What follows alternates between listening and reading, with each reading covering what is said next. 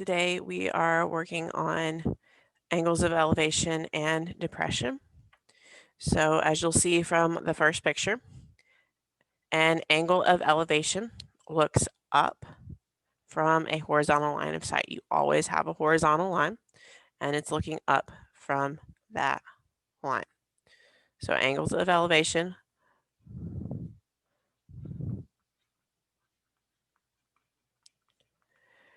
take that line of sight, that horizontal line, and look above that line.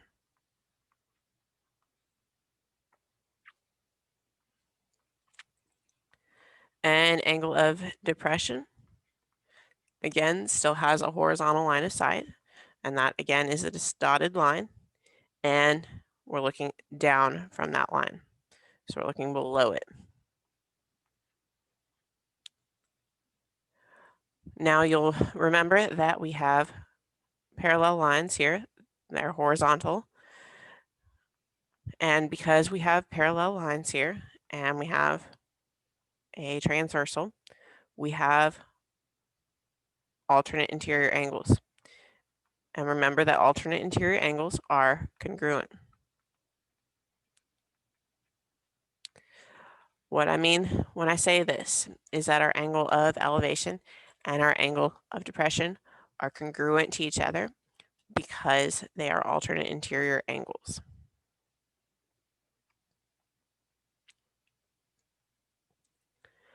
So on our next set of examples, we want to classify our triangles as either angles of elevation or angles of depression. So we're looking at angle 3 right here, and this is our horizontal line up here. And we are looking down from that line. So this is an angle of depression.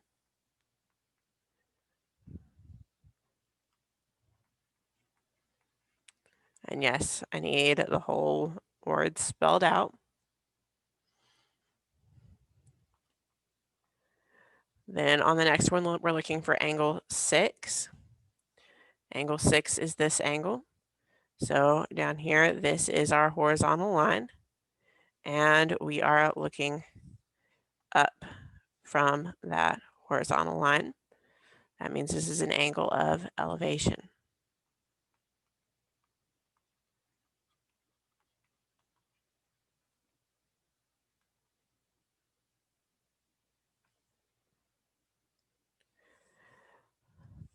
Then we're looking at angle 4. Okay, so this is our horizontal line here, and we're going up from that horizontal line. So again, this is an angle of elevation.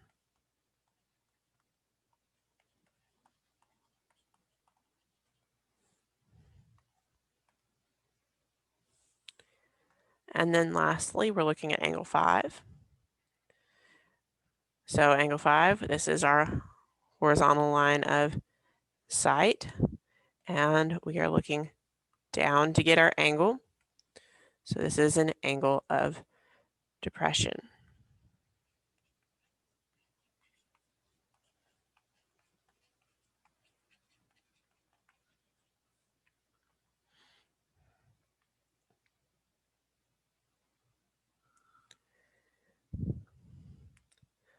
Our next example, an air traffic controller at an airport sights a plane at an angle of elevation of 41 degrees.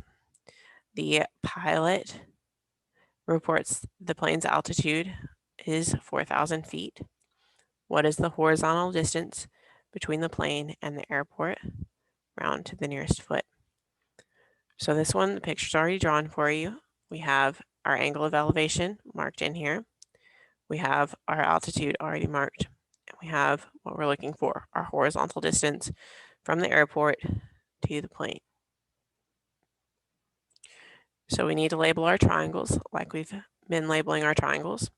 Across from our right angle is our hypotenuse. Next to the angle that we're given is our adjacent. And across from that angle is our opposite. So we have information about our opposite, and we're looking for our adjacent. and we have an angle measure. So that means that we're using just our standard trigonometric ratios, sine, cosine, or tangent. Which one are we using when we have opposite and adjacent? We're going to use tangent because we have opposite over adjacent.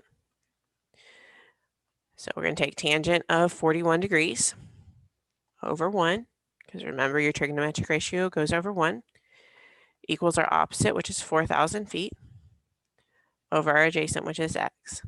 And then we're going to cross multiply. So we have x times the tangent of 41 degrees equals 4,000. Then we're going to divide by tangent of 41 degrees.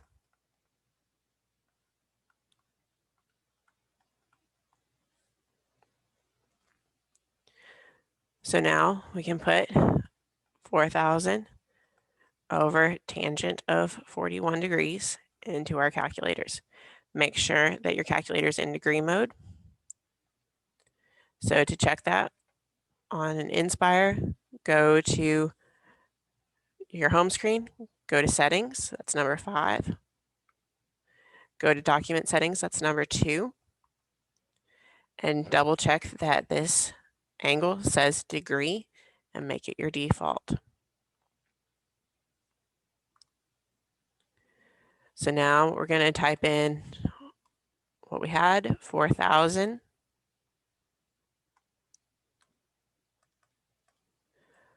over tangent of 41 degrees. Now, because I'm in degree mode, I don't need the degree sign, but just in case it's not in degree mode, you can put it as well. So we get 4,601.47, and we're rounding to the nearest foot, which is a whole number, and we have a 4 behind that, so we're leaving it be. So 4,601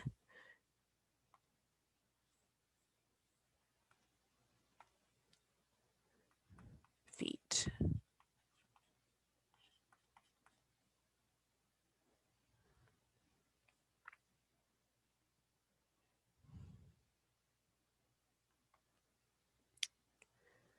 Next up, a forest ranger is in a 90-foot observation tower, sees a fire.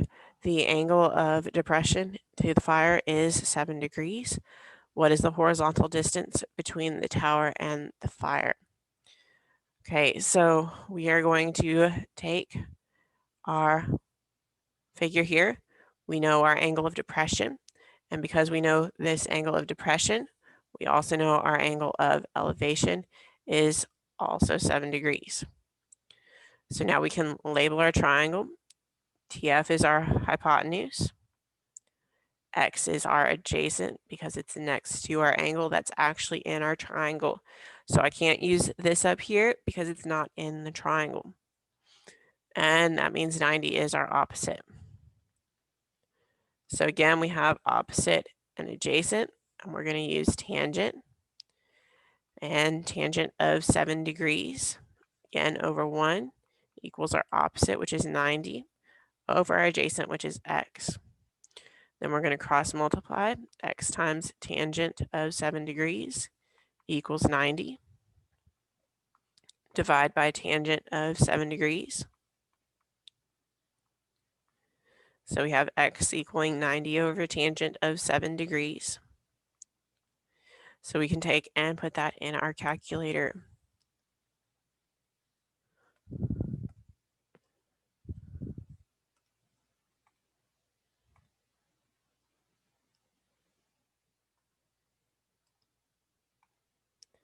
(90) divided by tangent of 7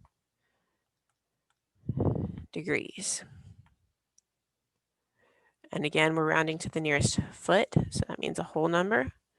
So after that 2 is a 9, so we are raising our score on this one. So we have 733 feet.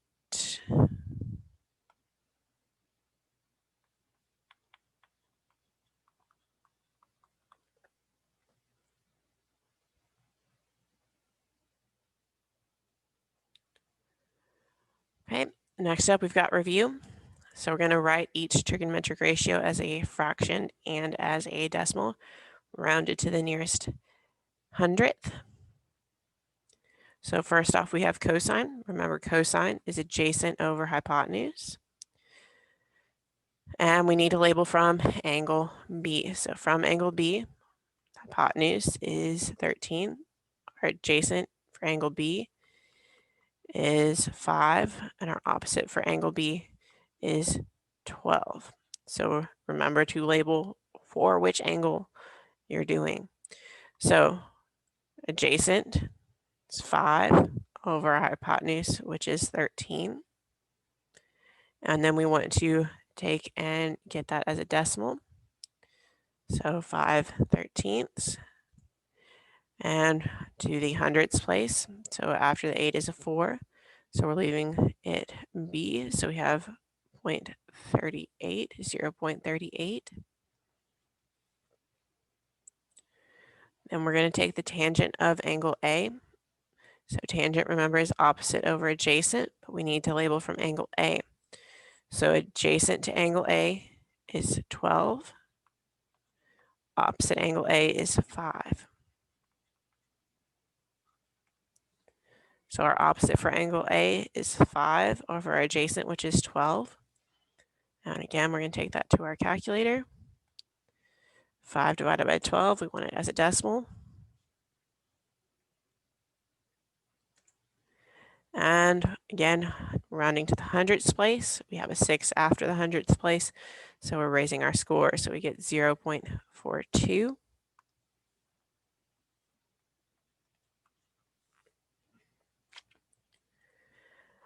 Then we want the sine of angle B. So remember, sine is opposite over hypotenuse. So opposite angle B is 12 over our hypotenuse, which is 13. And then we want our decimal. So 12 divided by 13.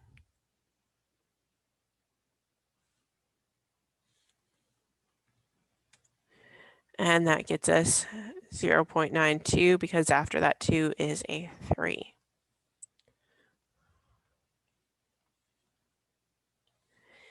And then we want cosine of angle A. So cosine is adjacent over hypotenuse.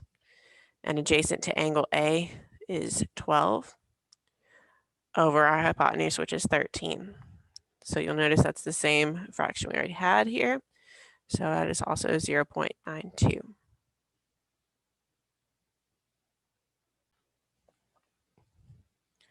So our next ones, we're just putting it in the calculator and rounding to the nearest hundredths place. So we've got tangent of 35 degrees.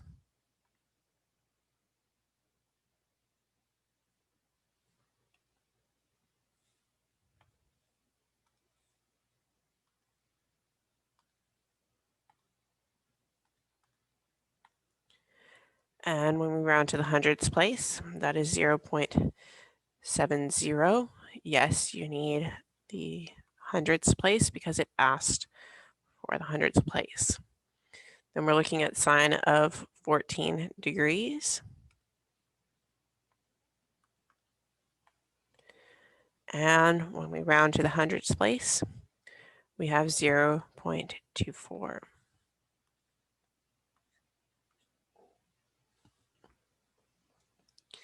Then we're looking at the cosine of 78 degrees.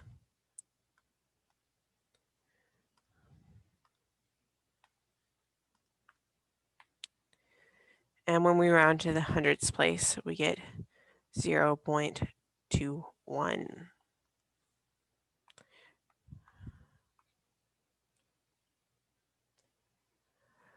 Now we're going to take and find the angle measures. We're rounding to the nearest degree on this one, so that's a whole number. So we're going to take the tangent inverse of 0.25.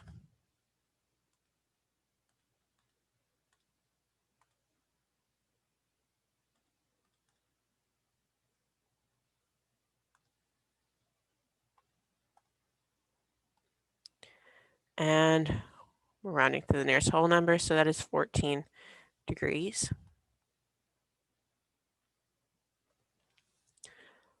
Then we want the inverse of sine of 2/5.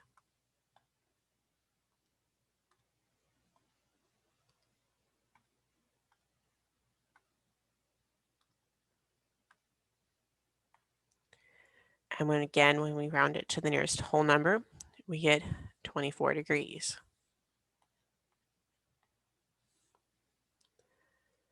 And then we want the cosine inverse of 0.53.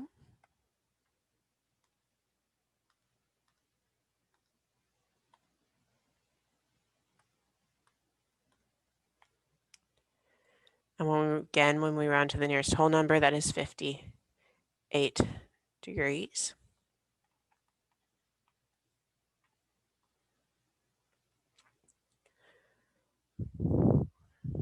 Then our last set of examples, we want to find the unknown angle measure to the nearest degree. So we need to label our triangle from angle A. So our hypotenuse is 25. Opposite angle A is 20. Adjacent to angle A, next to it is 15. So because we have all three of the sides labeled, it doesn't matter which ratio you use, sine, cosine, and tangent. You can use any of them and you will get the same answer.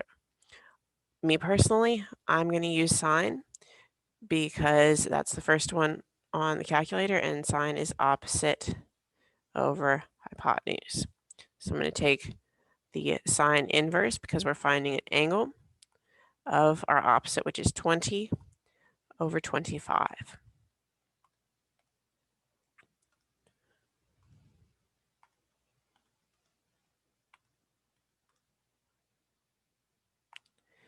And we're finding an angle, so we're rounding to the nearest whole number so that it's 53 degrees.